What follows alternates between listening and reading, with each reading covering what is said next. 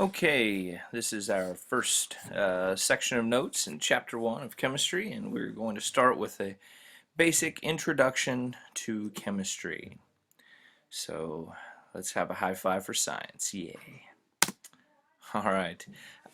Chemistry as a science. There are two basic natural sciences. Ultimately, one deals with living things and the other deals with non-living things.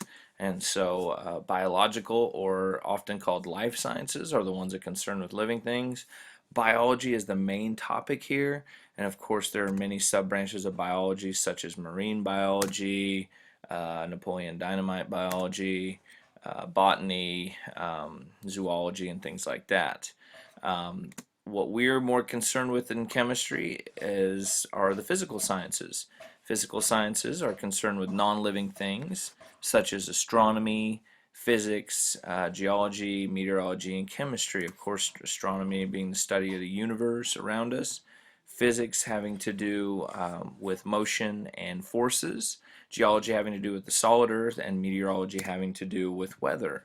But again, chemistry is a physical science. That's underlined for a reason. Please take note of that. So, what exactly is chemistry?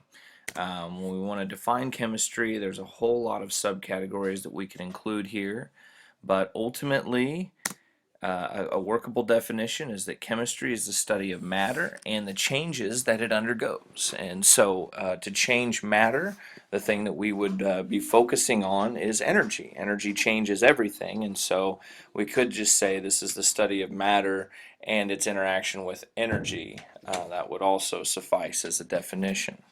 And so, when we talk about matter, we need to ask the question, what exactly is matter? And so we see here in a definition, matter is anything that has two conditions, mass and takes up space. And matter is just stuff. It's anything that's anything we call matter. Um, and saying it has mass and saying it takes up space are kind of the same statement, and you'll hopefully see why in a moment. So when we talk about mass, we probably should define that as well. Mass is a measure of the quantity of matter, how much stuff is there. Now, if I wanted to talk about how much stuff, I'm typically counting. And so here with mass, really it's kind of like we would say a count of atoms. And the reason we say that this is constant is if we talk about a chair, it doesn't matter where we send that chair is going to be composed of the same amount of atoms that it is here or anywhere else in the known universe. So it's constant no matter what. There is something that does change about that chair, though, and that would be its weight.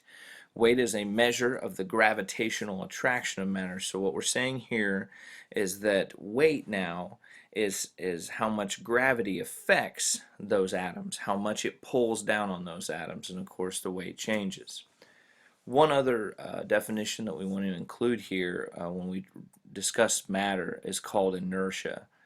And inertia is a resistance to change in motion. This is better known as one of Newton's laws of motion, where it says an object at rest stays at rest unless acted upon by an outside unbalanced force, or an object stays in motion unless acted upon by that force.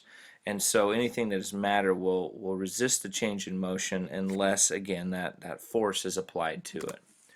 And so here again we see matter is broken down into two areas. One is composition, which is the mass, what atoms it's made of, and another are properties of those atoms, which we would consider as inertia.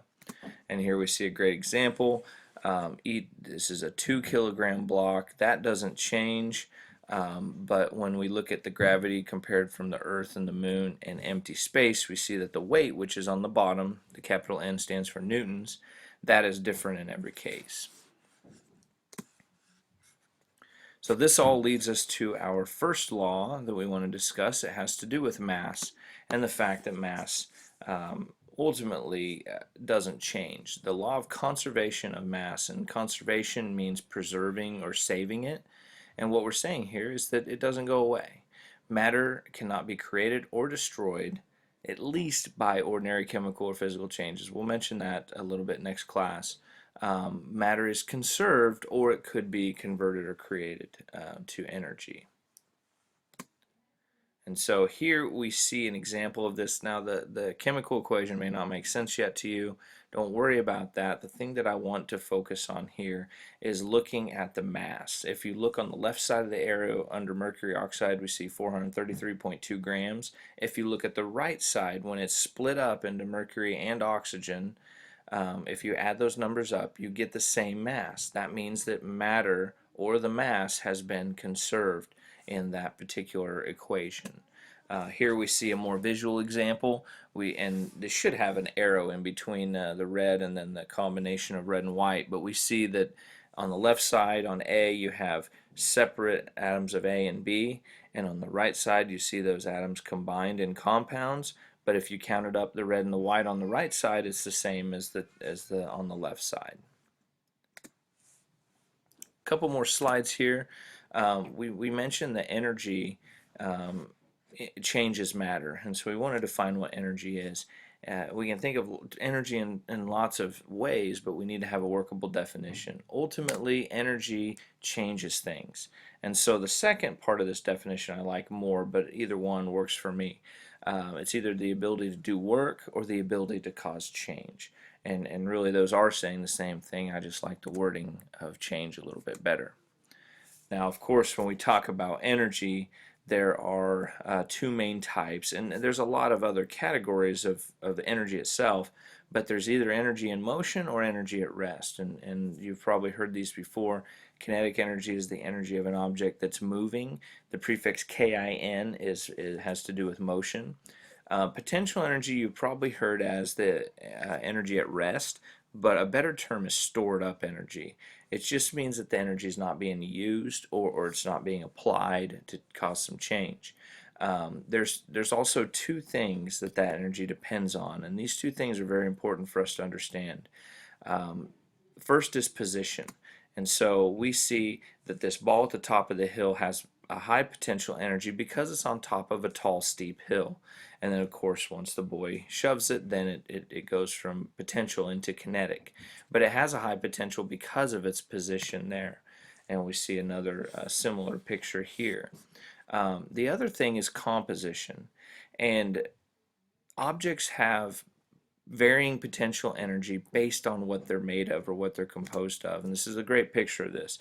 We see two men, both the same height, both the same weight, obviously composed of different substances. Of course, the man on the left has a much better muscle to fat ratio than the guy on the right.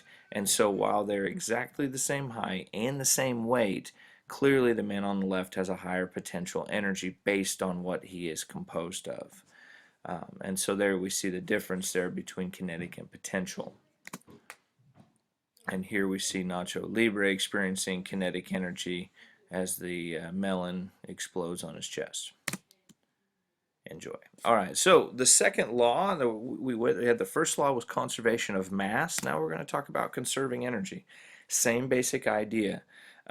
Energy can be converted from one to another, but it can't be created or destroyed, at least in an ordinary chemical or physical change. And here we see very common transformations. We see chemical energy converted into kinetic energy with the motion, or you could even say heat energy in the body. We see solar energy converted into chemical energy through photosynthesis.